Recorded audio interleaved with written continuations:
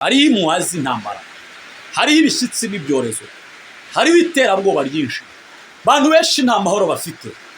Ariko reka mbabwire, hari utanga amahoro, uwo nta wundi n'umwana w'intama w'Imana. Yesu arangije arababwira ngo mugende mu baremwe bose, mubabwirize ubutumwa bwiza. Abemera bakabatizwa bazakizwa, ariko utemera azacirwaho iteka. Aravuga ngo kandi hari ibimenyetso bizagumana, bizagendana n'abizera. Aravuga ijambo rya mbere ngo ibyo bimenyetso bazirukana abadayimoni mu bantu, ndetse bazavuga indimi nshya, ndetse nibanywa n'ibyica, bakabatuma amahembe, bakabatuma ibitega, bakabatuma imyuka mibi, bakabatumaho ibibica, ngo ntacyo bizabatwara na hato, ngo bazarambika ibiganza ku barwayi bakire. Oh haleluya! Bene data, ntabwo uriho kubw'imbabazi za Satani, ntabwo uriho kuko Satani yakijijwe, ntabwo uriho kuko yabatijwe, ntabwo uriho kuko abadayimoni barokotse. Oya, uriho kuko Imana yaduhaye isezerano muri Kristo Yesu. Muri Mariko 16 uhereye ku murongo wa 17, bazirukana abadayimoni. Dayimoni zirahari, ziruzuye. Yewe aho ukorera zirahari, aho utuye zirahari, abarozi barahari, abakorana n'imyuka mibi barahari. Ariko umva inkomezi muri uyu mwaka, umva ijambo ry'Imana muri uyu mwaka, niyo babigutuma. Amahoro y'Imana abane namwe bakundwa muri Kristo Yesu, bera b'Imana. Imana ihimbazwe, Imana ishimwe. Muri kumwe na Apostle Evode, umwana w'Imana kandi inshuti yabera ku isi yose. Reka ntangire nsuhuza abantu ku migabane itandukanye y'isi, muri Afrika, Amerika, migabane y'Uburayi. Imana ikomeze kubishimira cyane. Twongeye kugaruka mu ijambo Imana ishyize ku mutima wacu. Ndakwinginze kurikira ijambo ry'Imana. Benshi muri kubeshwa byinshi, abandi muri gukurikira ibitagira umumaro, ariko kandi abenshi bari gusinda inyigisho z'isi zipfuye, kandi izo nyigisho ni izikura abantu muri Kristo Yesu, zibinjiza mu yindi mbaraga itari nziza. Ariko kandi ndagira ngo nkubwire ko ijambo bwa mbere na mbere ni inkota. Inkota murayizi, irabaga. Icya kabiri, ijambo ni inyundo. Hama, inyundo rirashimangira, rirakubita, rikasa, rikamenagura imitima yari ikomeye, ikashenjagurika. Muribuka Yohana ari mu butayu, yaravuze ngo ndijwi ry'urangurura mu butayu, nimugorora inzira y'Uwiteka. Icyo gihe imitima y'Abisirayeli yari yarabaye akahebwe. Ariko kandi kubw'ijambo Imana yari ihaye Yohana, yari ishyize ku mutima we ryo kwihanisha abantu no gutegura inzira ya Kristo. Abenshi bumvise ubutumwa bwiza. Muribuka ko atangiye kubatiza yaravuze ngo mwabana mwe binshira, ninde wababuriye ko umujinya uzatera?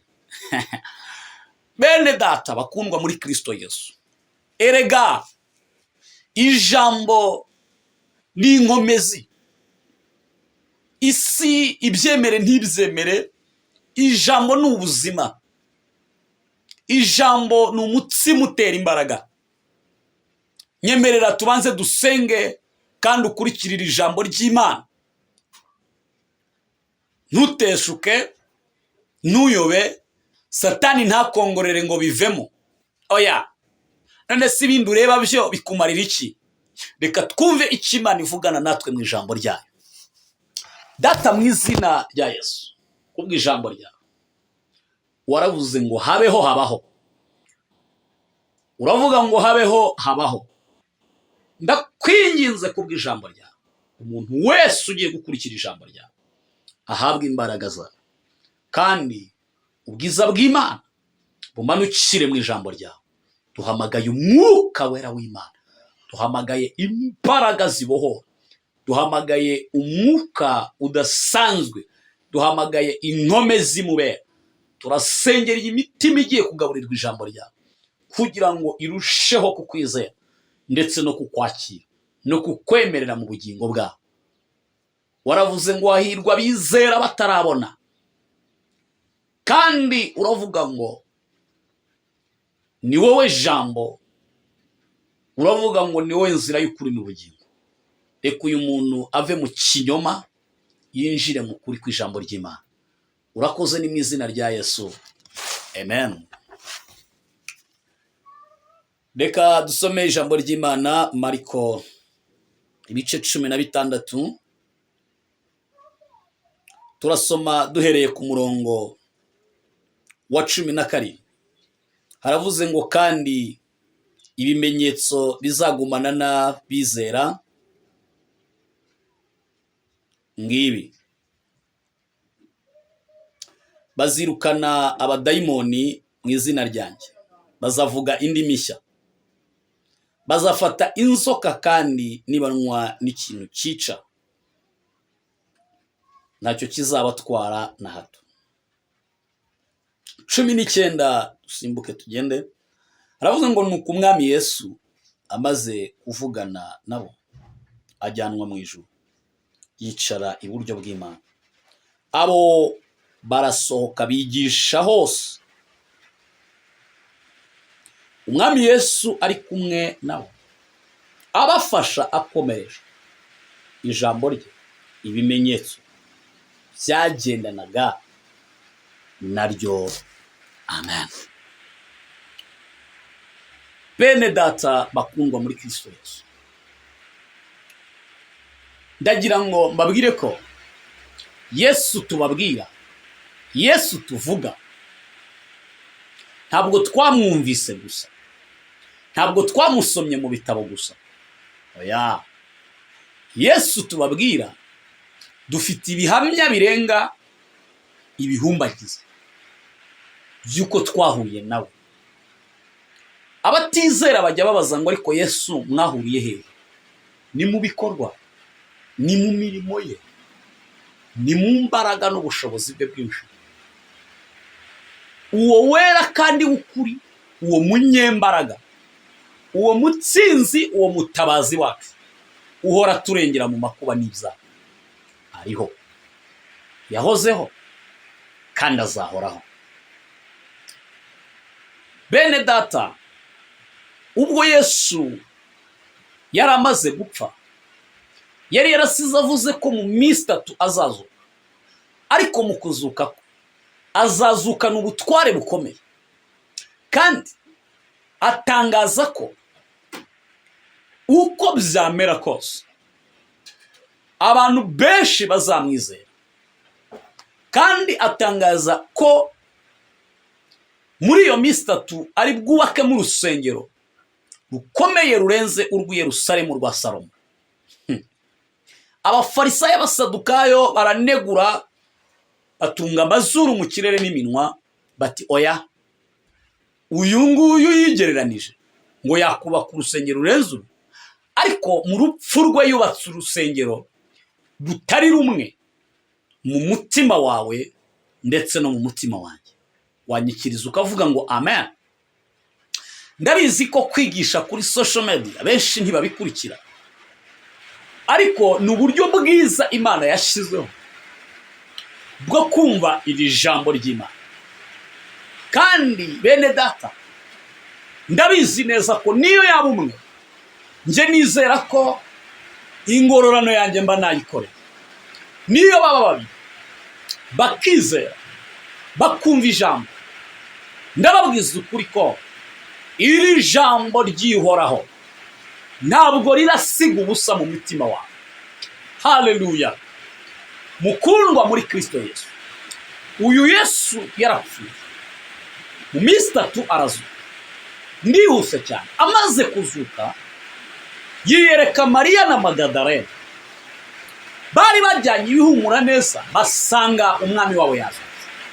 Ariko kandi bene data bakunda, marayika arababonekera, arababwira ngo muri gushakira umuzima mu bapfu Yesu Kristo, umwana w'intama w'Imana, ntakiri mu rupfu, ntakiri mu bapfu, yazutse. Imana ishimwe ko yamuzuye. Aho harimo ibyiringiro by'uko bapfiriye muri we. Imana yamuzuye, natwe izakuzura, nawe izakuzura. Haleluya. Icya kabiri, mu rupfu Yesu yambuye Satani urufunguzo rw'urupfu, kandi bakundwa muri Kristo Yesu.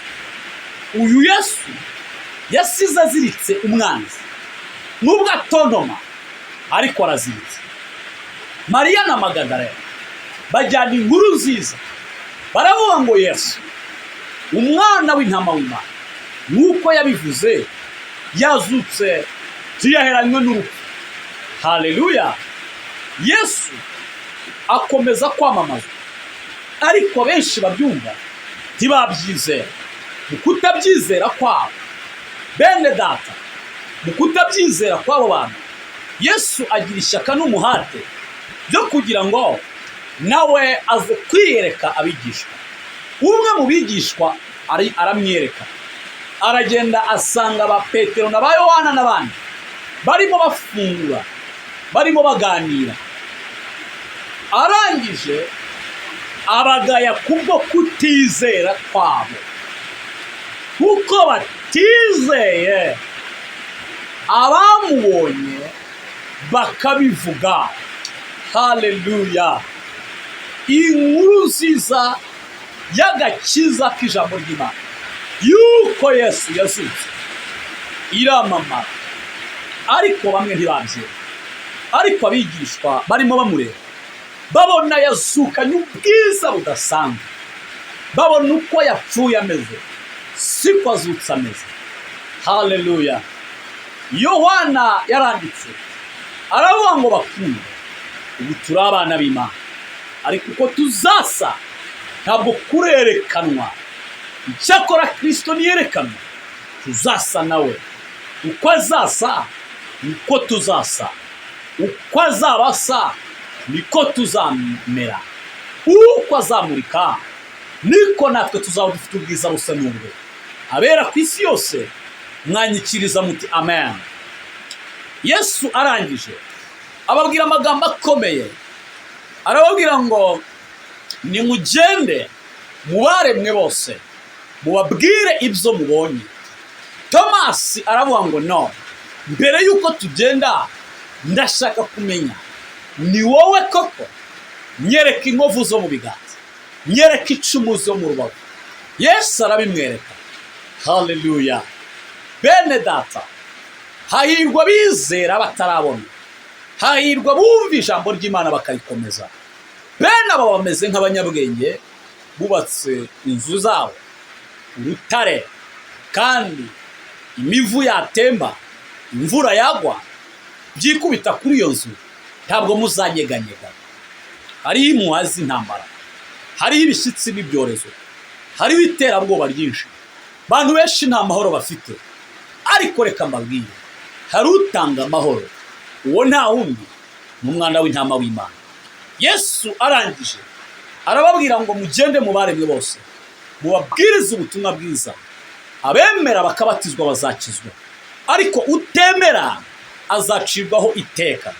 Aravuga ngo kandi hari ibimenyetso bizagumana, bizagendana n'abizera.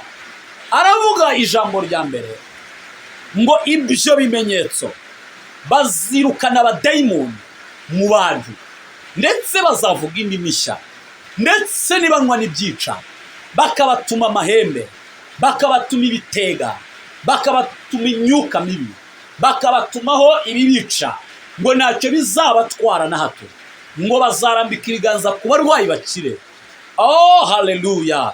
Bene data, ntabwo uriho kubw'imbabazi za Satani, ntabwo uriho kuko Satani yakijijwe, ntabwo uriho kuko yabatijwe, ntabwo uriho kuko abadayimoni barokotse. Oya, uriho kuko Imana yaduhaye isezerano muri Kristo Yesu. Muri Mariko 16 uhereye ku murongo wa 17, bazirukana abadayimoni. Dayimoni zirahari, ziruzuye. Yewe aho ukorera zirahari, aho utuye zirahari, abarozi barahari, abakorana n'imyuka mibi barahari. Ariko umva inkomezi muri uyu mwaka, umva ijambo ry'Imana muri uyu mwaka. Niyo babigutuma ntacyo bizagutwara. Ikimenyetso nuko n'ibyo bagutumye ntacyo byagutwaye. Haleluya! Ntacyo byagutwaye. Bagutumye amahembe, bagukorogeye amarozi. Imana niyo yakurokoye. Kuba ugejeje 2024 ntabwo ari ubuntu bw'abantu, ntabwo ari ineza y'abantu, ni ineza y'Imana, ni ineza ya Kristo. Turamamaza ishimwe ryaduhamagara. Murongo wa 19 haravuze ngo nuko Umwami Yesu amaze kuvugana nabo ngo abo barasohoka, nawe arasohoka bigisha hose ubutumwa bwiza, ngo Yesu ngo abafasha akomeresha ijambo rye. Ibimenyetso n'ibitangaza byagendanaga n'iryo jambo. Ndafashijwe, ndanezerewe, dufite ijambo ryahanuwe, kandi iryo jambo rirushaho gukomera. Nituryumvira, nituryubaha, tuzaba abatsinzi, kandi ubugingo bwacu buzarindwa. Mwene data, nshuti mukundwa, iri jambo ry'Imana ryakiriremo igitangaza cyo gukomezwa n'Imana. Naho bagutuma ibyica, ariko ntabwo gipfuye. Akira imbaraga zikurokora. Tubonye Imana irokora abantu, tubonye Imana irengera abantu. Si rimwe si kabiri, dusenganye na benshi mu bihugu bitandukanye, bari gupfa bagahabwa imbaraga, bakarenzwa ipfu, bagasimbutwa imyobo, kuko Imana yaduhishuriye umwana wayo, iduhishurira umwami wayo, kandi iduha inkomezi muri Kristo Yesu. Imana iguha umugisha kugeza ubwo utanga. Imana ikurinde kugeza ubwo utanga. Imana ikurenza amacumu n'imiheto by'ababisha kugeza ubwo utanga. Aho ukorera muri ofisi ufite ababisha, ufite abatakwifuza, ufite abashaka kubirandura intebe yawe, ariko ndagukomeje kandi nkubwiye ko uyu Yesu isezerano yadusigiye rirakora. Ntabwo ibyo yavuze ari amasigara cyicaro, nukuri birakora. Yemwe si rimwe si kabiri, no kuri twebwe tubonye turikingurira imiryango, abanzi bapfunditse amapfundo ngo tugwe mu myobo, Imana ikaducisha mu kirere. Reka guhitangaza uyu mwaka, niba gutegera iburyo, Imana izagucisha ibumoso. Niba gutegera ibumoso, Imana izagucisha iburyo.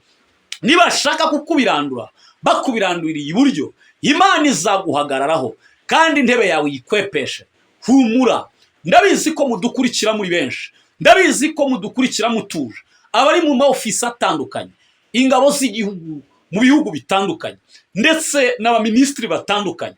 Ndabizi neza ko mukurikira ijambo ry'Imana, nubwo bamwe nta mwanya mugira wo kujya mu macaci, ariko kandi ijambo ribabera inkomezi, ijambo rikubera imbaraga, ijambo rikubera umutsima, ijambo rigusindagize, rikubera akabando kakurenza uyu mwaka.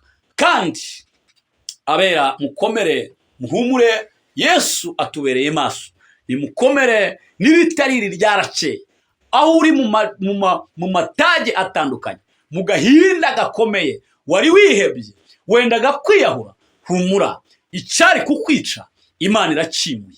Icyari kukunaniza, Imana irakinanije. Wanyikirije ukavuga ngo amen. Imana ibaha umugisha, Imana ibane namwe, Imana ibakomeze kugeza ubwo mutangara.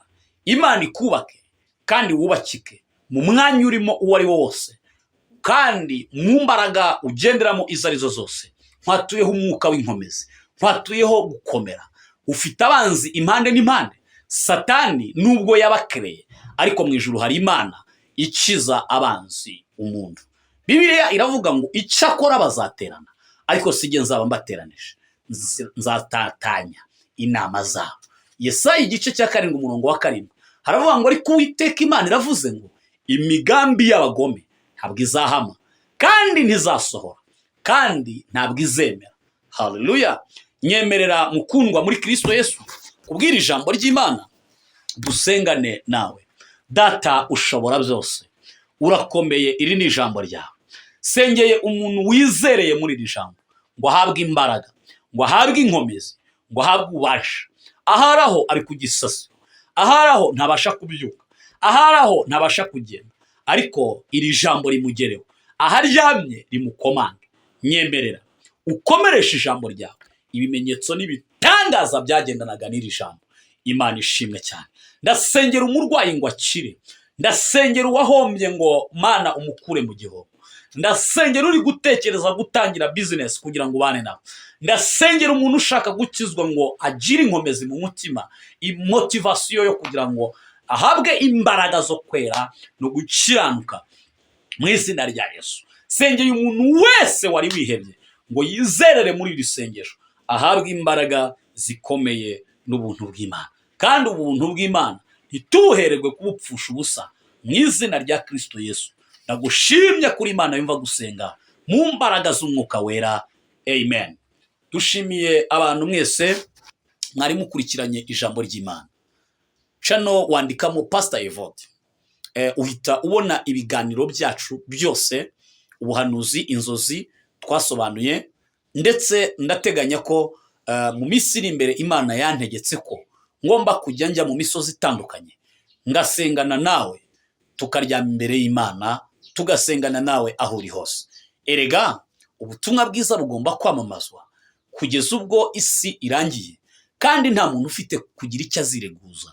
Kristo Yesu yadusize nk'intumwa kugira ngo dutangaze ishimwe rye, kandi kugira ngo tumenyeshe abantu ku isi izarangira, kandi abamwakira bari muri we muri barize inkuge nziza.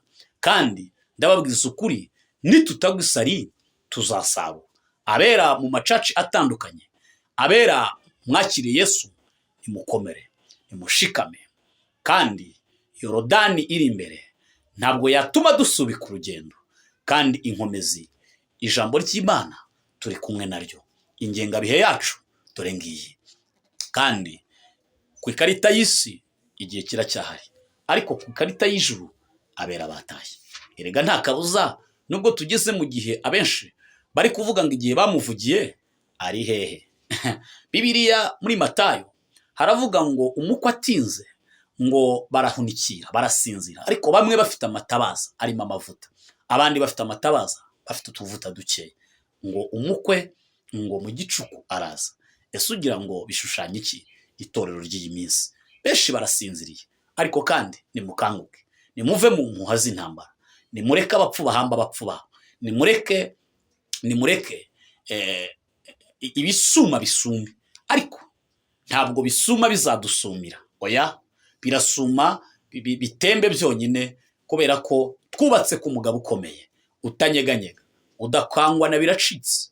Umutware utwara abatware ni ukomeye, kandi wahozeho uzahoraho.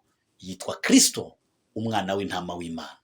Imana ibahe umugisha, kandi Imana ibane nawe.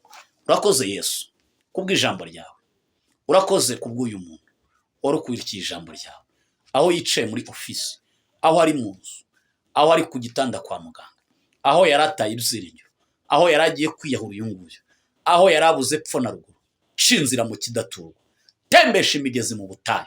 Reka bera bahabwe imbaraga, reka bera bakira imigisha yahera, kandi mu izina rya Yesu ihumure rikuvaho, reka rize ku ntore zawe. Urakoze, ni mu izina ry'umwami wacu Yesu Kristo dusabye twizeye. Amen. Amen. Shalom, bene data.